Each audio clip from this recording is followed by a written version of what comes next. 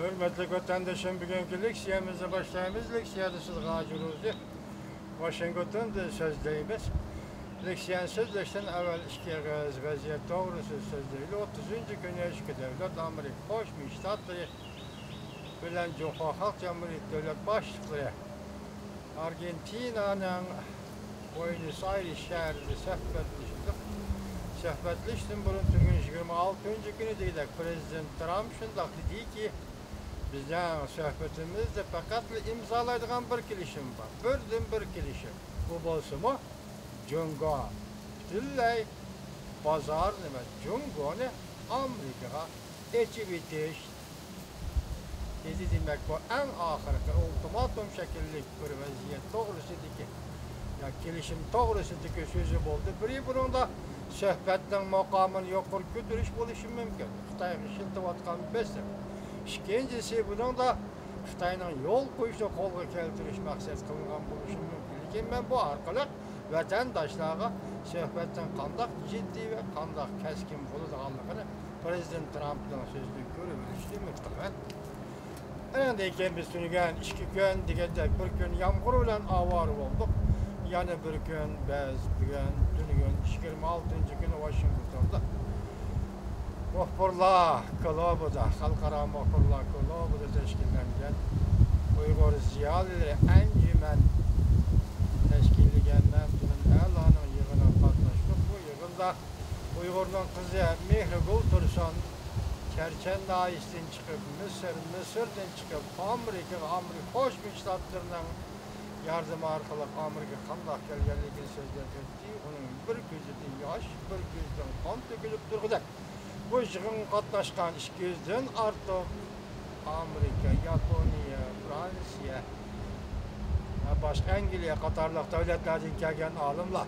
Nima göz yaşı kılğanlığını ben naq meydanını görüp oldadım, yüzümü hem yığladım. Demek tünügün biz Mihrigul Tursun'un guahlık beriş yığına katlaştık. Dəbdəblik ötküzüldü Uygur'un dədi hazır dünyaya aşında takılavası vatandaşlar. Endişilerge sözleydiğin söz vatan bu içime etken diyen idim. Bu yabanlı Xitay hükümeti ne için götürüp çıkması buluvatıdı ve ne için götürüp çıktı diyen mesele. Bugün bu şemesini bu içi vatandaşların iksiye söylüyor. Mavzumunda Cumhuriyet Partiyası müşündak bir beyti Xuyaban'a heykel tikligen sebep aşkarlar. Mavzuda var 11. ayının 19. günü Birleşmiş Gazete ilan kılındı. Haber bundan başladı. Yakında Cumhuriyet Partiyası Sabık Sekreter Xuyaban'ın yurdu konan Yuyan şehrinde Xuyaban'ın heykelini tikledi. Murasımı katlaşkan emeldarlar konan Ülkülük Partikonun sekreteri. Wuhan Changsha şehirlik Partikonun sekreteri. Huawei Katarlıklardan başkanı Xuyaban'ın oğlu Xudu. Ruh çıkalları ve Xuyaban hayat vaxtı birle hizmet kılan kişilerin vekilleri heykel turğuzaş murasımına katlaştı.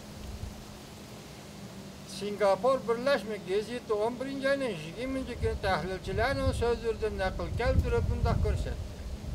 Yakınki yıllardan beri Cumhur'un yukarı katlanmada rehberlerine heykel katırışka köp kişiler koşulmaydı.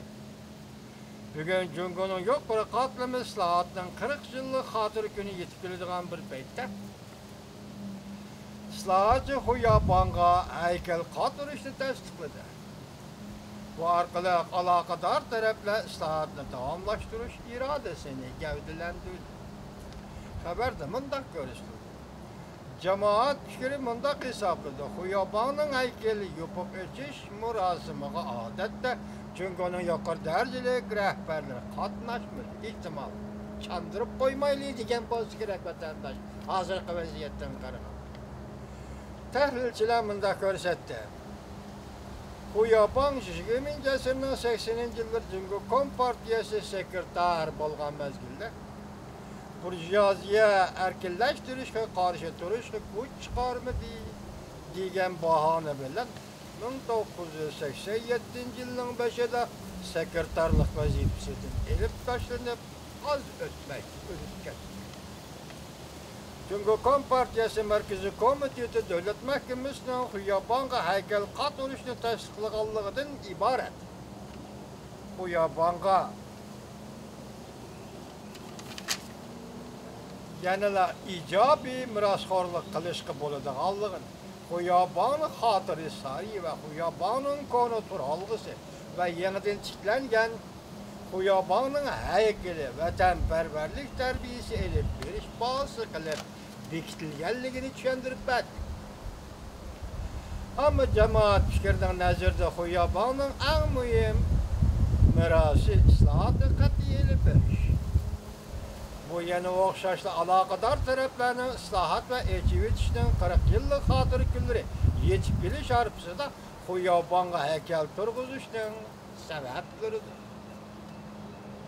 Bugun Markaziy komitet yuqori darajalik rahbarlarning Xuyabanga haykal qatorishga ruxsat qilganligini Xuyabanga bog'liq siyosiy sezgirlikdan qutulishdan davomlashtirishning belgisi. Siyasi sezgirlikdan qutulishni davomlashtirishning belgisi. 1987 yılı Xuyabanga taxtdan tushirishning yuzaki sabablari burjuaziyachi erkinlashtirishga qarshi turishda kuch chiqarmadi deganlikda. Mahiyetli sebepler şu ki Xuyabang Dengxiaopingning pensiyaga chiqishi tasdiqlab berganligi Xuyabangning taxtdan tushishining bir sababi.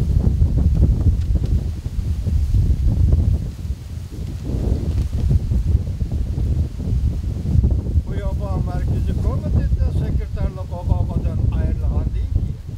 Biroqla ada-juda qilib o'tgan Xuyabangning siyosiy büro daimi heyetlik ordunu saklap kalkanı. Hem de ada-juda qilib o'tgan Xuyabangning siyosiy büro heyetlik ordunu saklap kalkanı. Xuyabang ruhiy parakandichilik bilan o'tkazilgan oxirgi ömrida 1989-4 oyda olamdan o'tgandan keyin Jungo Kompartiyasi ta'ziya nutqi e'lon qilib Xuyabangga yuqori baho berdi. Uzaq sınaqlardan o'tgan kommunizm yanğısı, ulug' proletariyat inqilobchisi, siyosiy yo'l, ko'rinarli siyosiy xizmatchi, partiyaning muhim xizmat o'rinida rahbarlik xizmat ishlagan. Bundoq baho berish keyin, ya'ni 2005-yil Jungo Kompartiyasi Markaziy komiteti Xuyabang tug'ilganligining 90 yilligini xotirlash kunlaridimi, ya'ni Xuyabangga baho berishdan bir xil rasmiy o'lgisi bo'lib qolgan edi. Demak, haykal turg'izishning sabablari qisman so'zlanibdi. Muhim masaladan o'zini qochiribdi vatandosh. Oxirida chiqadi.